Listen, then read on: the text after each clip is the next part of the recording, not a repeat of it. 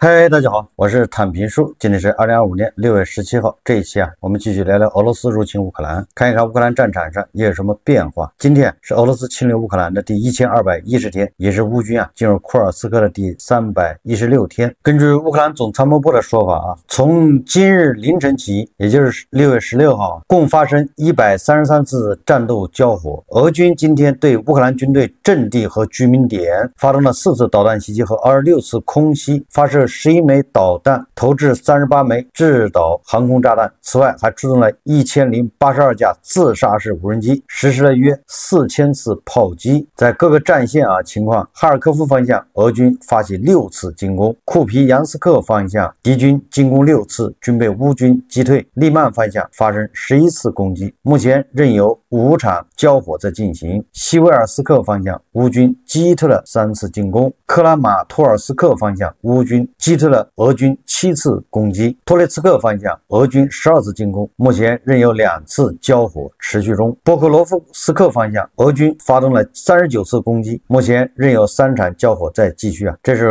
所谓的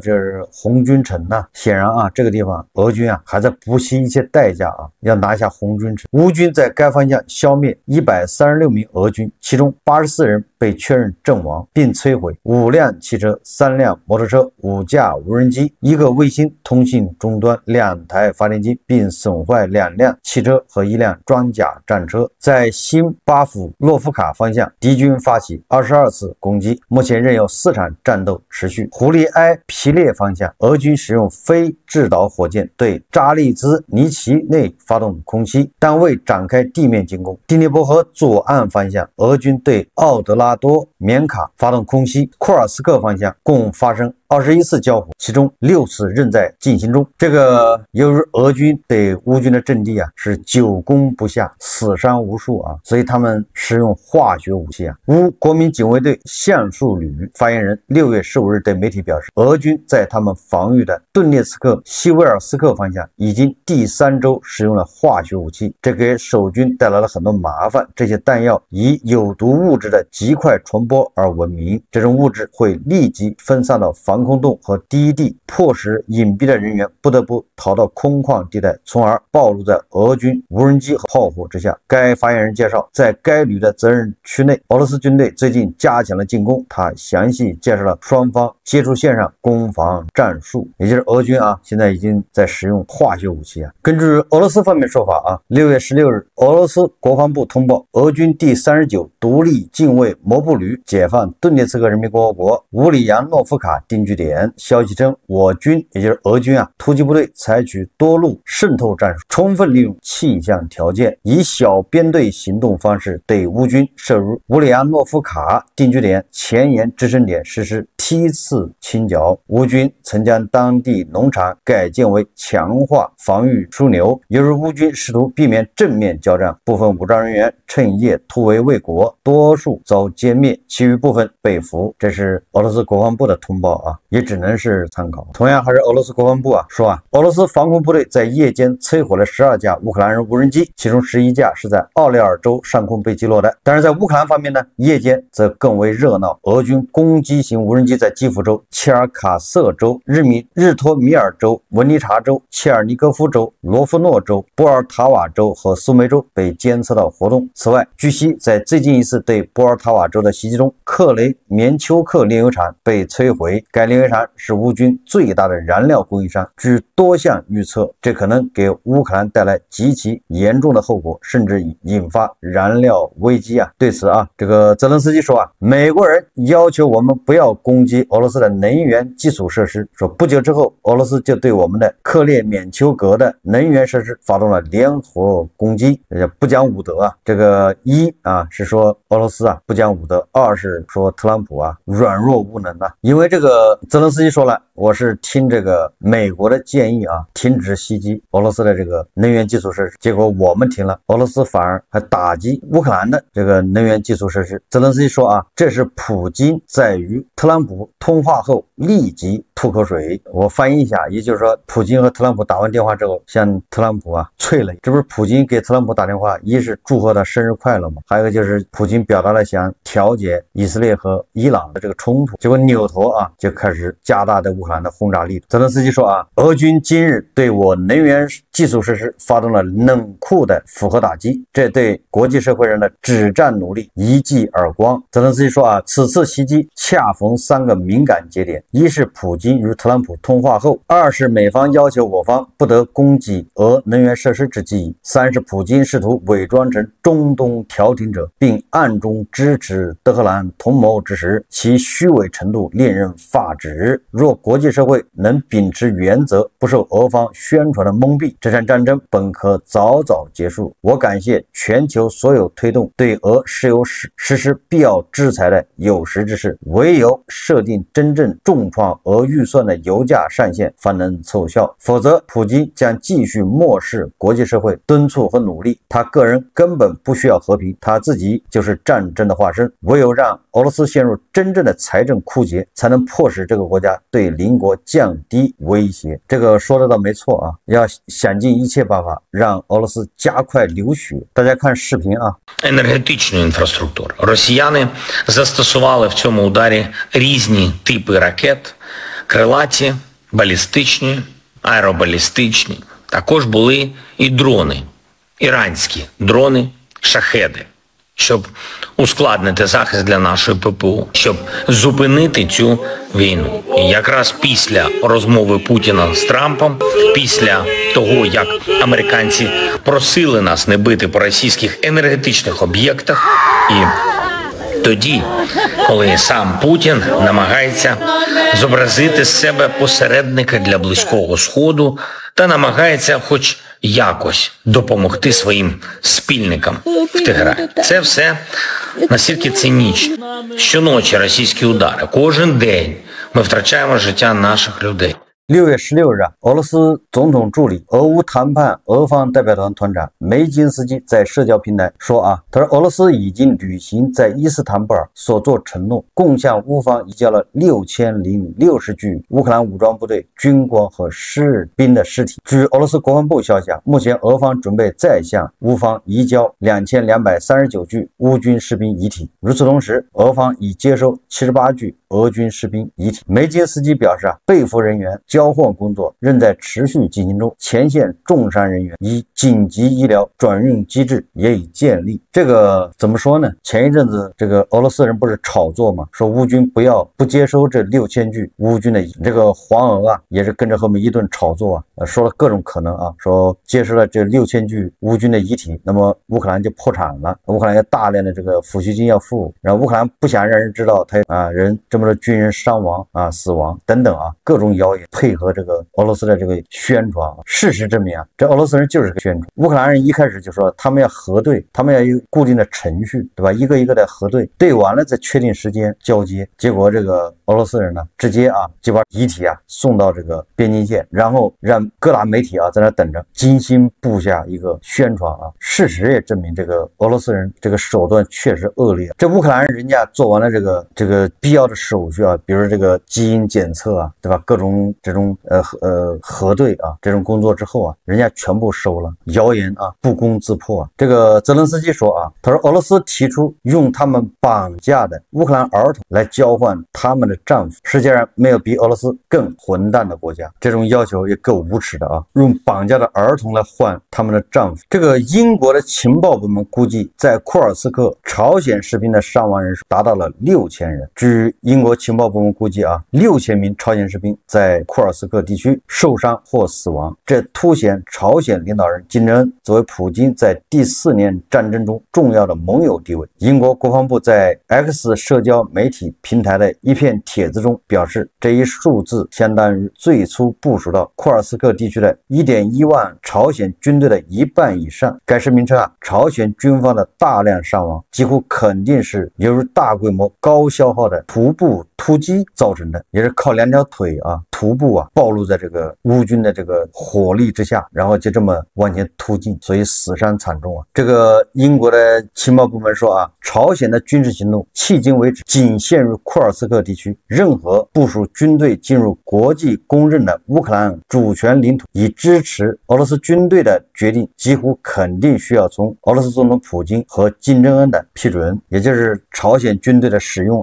范围只能在库尔斯克，就是以后会不会在别的地区使用啊？这就不好说了。冯德莱恩表示，七国集团需要加大对俄罗斯的压力。路透社报道啊，欧盟委员会主席冯德莱恩日前表示，必须对俄罗斯施加更大压力，以确保乌克兰停火，并敦促七国集团加大制裁力度，以实现这一目标。在外交僵局下，欧盟即将对俄罗斯实施新的制裁方案，但迄今为止未能说服特朗普。他一直不愿意向俄罗斯总统普京施压，实施新的美国制裁。特朗普表示他不希望制裁妨碍停火协议的达成。冯德莱恩在英国、加拿大、法国、德国、意大利、日本和美国16日开始谈判前新闻发布会上表示，我们必须对俄罗斯施加更大压力，以确保真正停火，让俄罗斯坐到谈判桌前，结束这场战争。制裁对于实现这一目标至关重要。冯德莱恩表示周六与特朗普的会谈中，两人一致认为志同道合的国家应该维护市场稳定，特别是能源市场的稳定。关键特朗普跟欧盟并不志同道合啊。这个《每日电讯报》专栏作家欧文·马修斯撰文说与俄罗斯的斗争现在成了欧洲的问题，因为美国即将退出舞台，所以这个欧盟主席冯德莱恩还指望这个特朗普对俄罗斯施压，显然是不可能的。现在说他指出从美国国防部长近日在参议院的发言来看，华盛顿将停止对乌克兰的军事援助，因为美国有其他优先事项。鉴于听证会主题是2026年美国国防预算，所传递的信号几乎再明确不过，反俄战争如今是欧洲的问题。马修斯写道，他还指出，乌克兰必须面对一个残酷的现实，基辅被自己最强大、最富有的盟友抛弃了，这就是美国马修斯分析称，乌克兰如今面临3个选择：依赖欧洲提供武器和军事装备，如泽连斯基此前提议时的那样，用欧洲资金向美国采购武器，在乌克兰本土建厂，由欧洲出资本地化生产所属武器。但他指出，这3条路都极不稳定。与此同时，欧洲正在大量购买俄罗斯的能源，2025年预计超过200亿欧元，而这正是克里姆林宫扩军备战的资金来源。所以我一直说你欧盟不要天天吵着要这个要那个去制裁俄罗斯，去配合欧盟，你先自己把从俄罗斯买的石油给断掉，这个都做不到，老是道德绑架美国，这个也不合适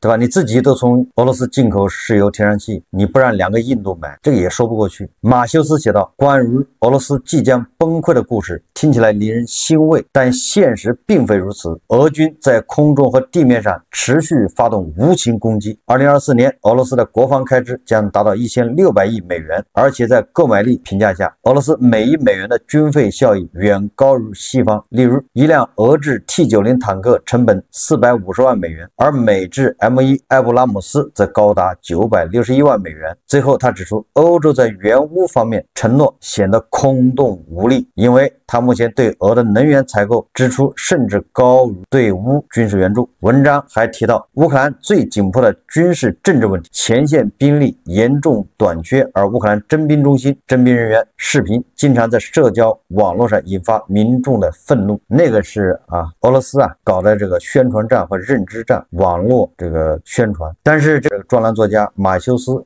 他很多地方说的是对的。现在欧洲就要做好心理准备，美国已经不打算管这个乌克兰了，态势越来越，欧洲人还在做梦，还琢磨着这个特朗普回心转意。这个北约秘书长吕特、立陶宛的这个外交部长，还有很多政客都说过欧洲如果不想说俄语，那就要团结起来，尽最大的努力去支持乌克兰。这个泽连斯基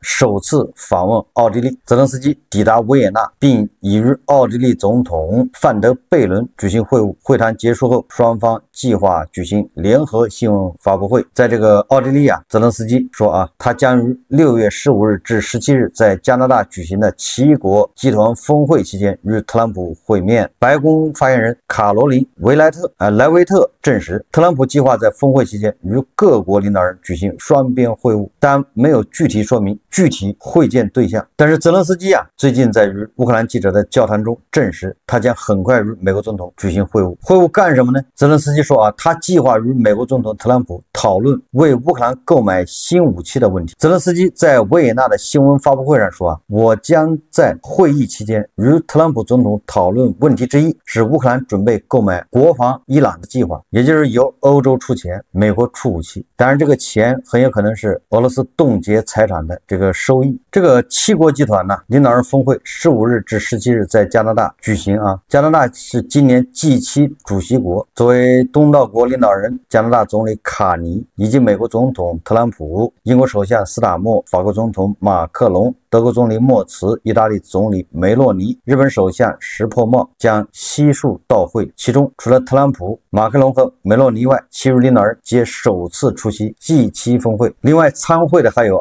印度总理莫迪、巴西总统卢拉、南非总统马福萨、乌克兰总统泽连斯基、韩国总统李在明、欧盟委员会主席冯德莱恩、北约秘书长吕特。这个特朗普口口声声要让加拿大成为美国的第51个州，他这回跑去加拿大开会，迎接他的会不会是臭鸡蛋和粑子、烂菜叶子？俄罗斯对外情报局称伦敦曾策划在俄罗斯布良斯克州和库尔斯克州的铁路系统实施恐怖袭击，以及于6月1日对俄罗斯空天军机场发动袭击。这些行动由乌克兰执行，由英国人策划。这是俄罗斯对外情报局说的俄罗斯对外情报局新闻处称在实施破坏活动时，通常是由英国方面负责策划和确保行动支持，而直接执行者往往是乌克兰特工及间谍。该局补充称，这种机制被用于组织最近发生在俄罗斯布良斯克州和库尔斯克州铁路上的恐怖袭击，以及6月1日对俄罗斯空天军机场的袭击。这个俄罗斯人终于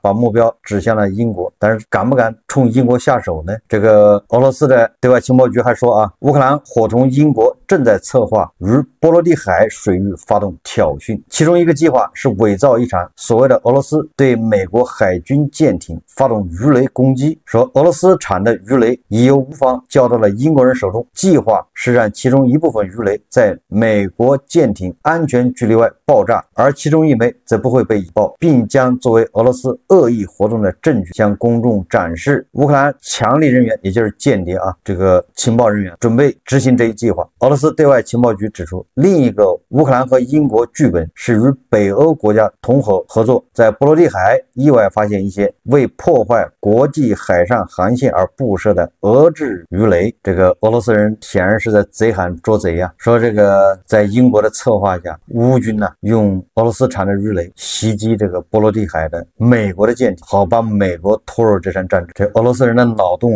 也够大的。这个匈牙利外交部长西亚尔托称匈牙利和斯洛伐克否决了欧盟委员会提出的计划，该计划原本计划在6月放弃俄罗斯能源取得重大进展。西亚尔托在卢森堡举行的欧盟能源部长理事会会议后对匈牙利记者称今天我们提议欧盟委员会不要提出放弃俄罗斯能源的提案或立法，因此今天我们与斯洛伐克一起否决了欧盟能源部长理事会的决定。在该决定中，理事会表示期待欧盟委员会在冯德莱恩、泽连斯基的计划中在6月取得重大进展，也就是欧盟提议在6月就要终止从俄罗斯进口石油，但是匈牙利和斯洛伐克否决了。其实欧盟连这个匈牙利、斯洛伐克都搞不定，还怎么支持乌克兰？这两个害群之马到现在还没有剥夺他的一票否决权，还没有把他踢出欧盟。就冲这个这真是欧盟要是支持乌克兰，确实有很多工作要做，不是那么一帆风顺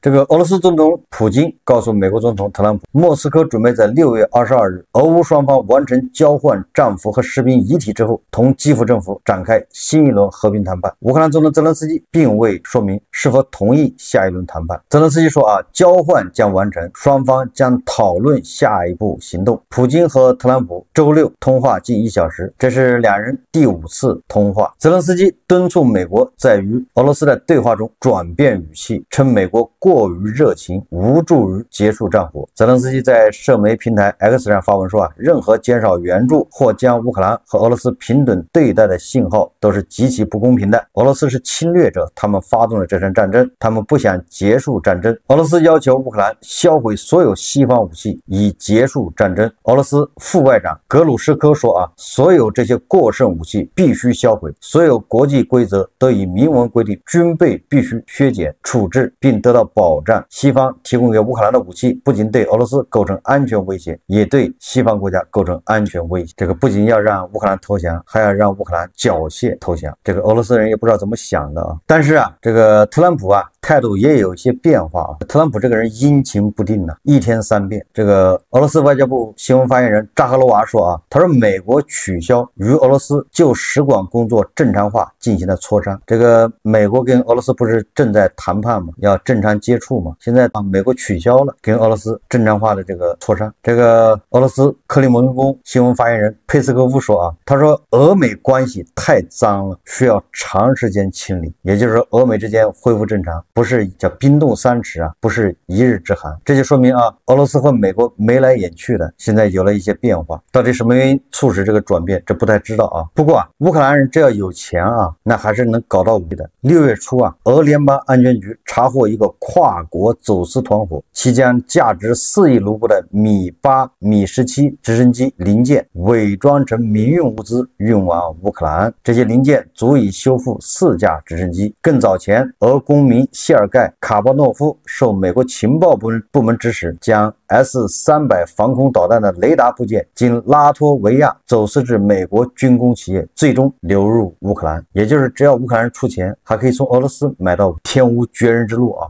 只要思想不滑坡啊，这个困难总比办法多啊。这个有媒体报道啊，据美国国家利益这个网站6月15日报道说，印度可能下一个采购俄罗斯现役第5代苏-57战斗机的国家。新德里据说不寻求购买美国制造 F-35闪电战斗机，但可能正在考虑购买苏-57。这个实际上是莫迪啊，在拿这个苏-57啊和 F-35互相压价。这个苏-57战斗机啊，俄罗斯人都不敢害怕遇到 F-16啊。这个苏-57和 F-16差2代呢，但是就是不敢交手。很有可能啊，俄罗斯人又是白高兴一场的，因为莫迪要利用俄罗斯人跟美国人谈判而已，逼美国人降价。6月16日，俄罗斯联邦政府财政大学和国家能源安全基金专家尤什科夫表示啊，伊朗与以色列冲突或将导致油价大幅上涨。尤什科夫称啊，伊朗每天生产约400万桶石油，出口150万桶。迄今为止，以色列主要打击伊朗核设施，但现在已经转向打击伊朗的工业设施。如果目标是伊朗石油基础设施，这将导致伊朗石油出口下降，油价可能升至每桶80至90美元。如果伊朗停止向第三国出售石油，油价可能会达到90到100美元。另一个因素可能是霍尔